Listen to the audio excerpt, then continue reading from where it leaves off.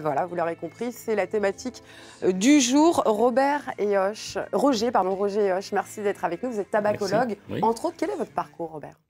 Rapidement. Eh bien, je suis médecin, je suis tabacologue, je suis éthologue, c'est-à-dire que je me suis intéressé aux sciences du comportement et puis aux événements qui permettent d'aboutir à la consommation de tabac ou pas. Et tout ça n'est pas par hasard. Il y a aussi une génétique tout à fait présente qui fait que ne fume pas qui veut. Et si je n'ai pas de garage à nicotine, eh bien, je ne pourrais pas fumer avec toutes les variations que l'on peut constater autour de soi. Point très intéressant qu'on abordera un peu plus tard. Donc même les petits fumeurs augmentent significativement leur risque cardiovasculaire. On enregistre plus de 48% chez les hommes, plus de 57% chez les femmes dès la première cigarette quotidienne. Qu'est-ce qui fait qu'on devient fumeur ou pas? Mimétisme d'abord, puisque à l'adolescence, l'initiation des récepteurs va être plutôt entre 11 ans et 21 ans. Ensuite, si j'ai cette possibilité de capter la nicotine, cette molécule, je vais initier une répétition du geste. Et quand je fume une cigarette, c'est à peu près 12 taffes par cigarette. Si je fume une dizaine de cigarettes, c'est 120 fois par jour. Donc un geste qui va être extrêmement répétitif, avec des conséquences qui, de toute façon, dès une cigarette, existent. Pendant quelque temps, on a dit « Oh, moins de 5 cigarettes, petit fumeur, pas de grosses difficultés ». D'ailleurs, il peut sans doute arrêter à tout moment, ce qui n'est pas vrai. C'est pas si facile que ça, bien évidemment. Mais le risque, il est proportionnel à la quantité. Il est en facteur de génétique complémentaire, de paramètres supplémentaires, d'hypertension mal contrôlée, de surpoids, d'asthme, d'activité physique insuffisante. Et là-dessus, on pourrait dire beaucoup de choses. Donc voilà pourquoi, effectivement, ces facteurs entraînent obligatoirement chez le fumeur des conséquences auxquelles aucun fumeur n'échappe.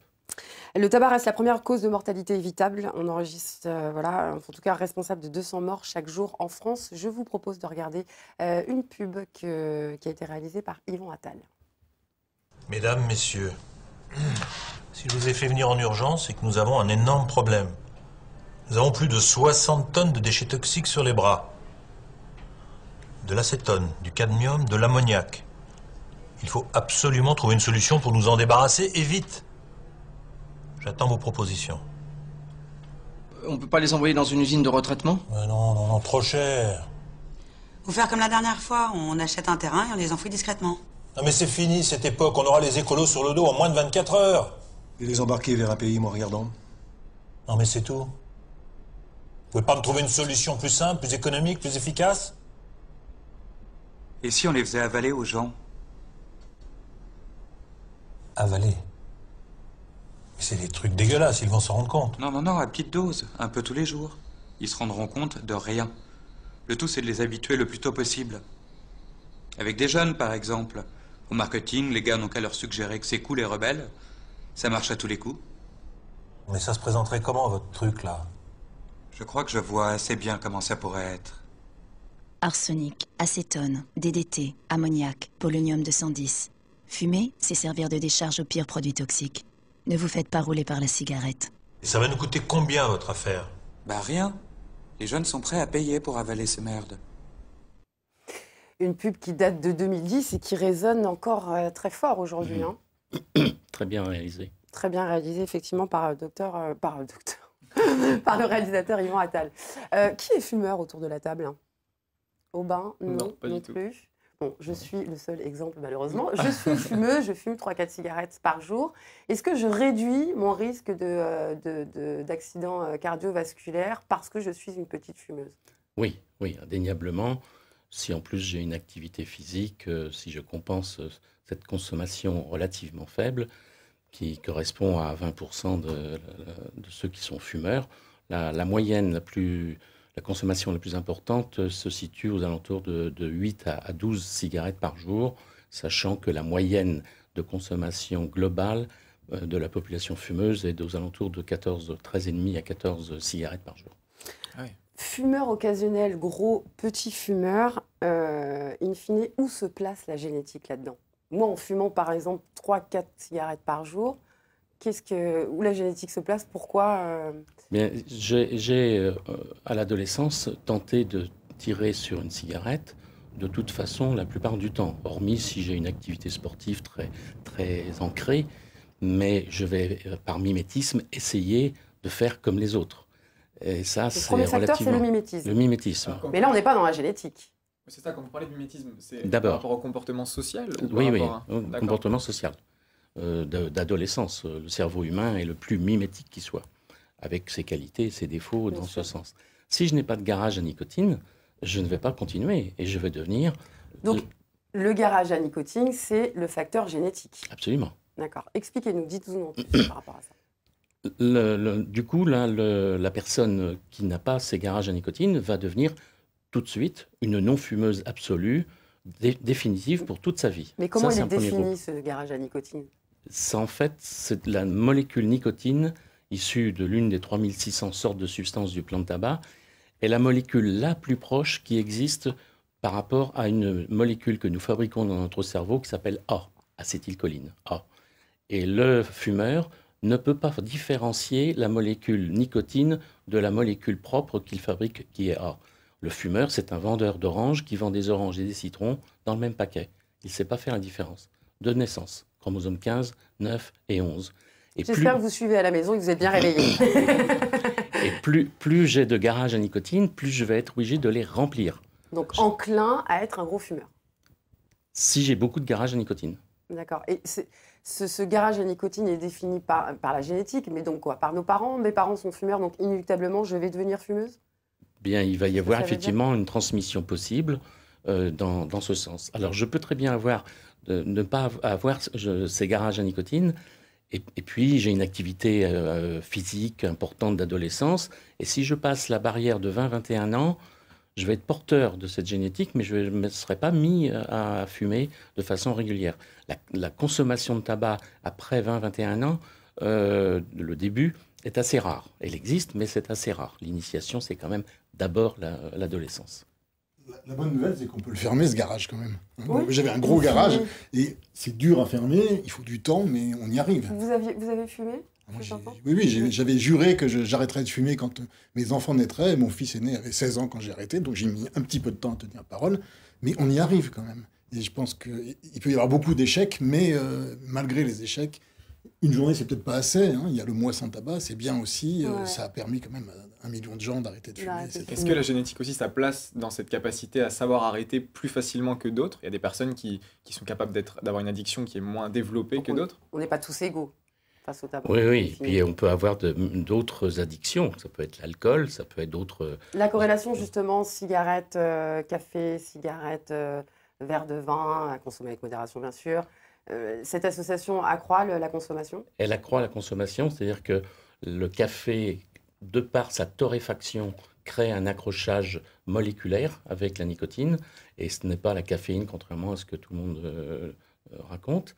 D'ailleurs, très souvent, il est bon de prendre la vitamine C au sevrage et même pendant la consommation de cigarettes, parce que la cigarette capte la vitamine C, ce qui n'est pas le plus satisfaisant. Aujourd'hui, 80% des victimes d'infarctus âgées de moins de 45 ans sont des fumeurs. Est-ce que vous diriez qu'on fume beaucoup plus qu'il y a 20 ans?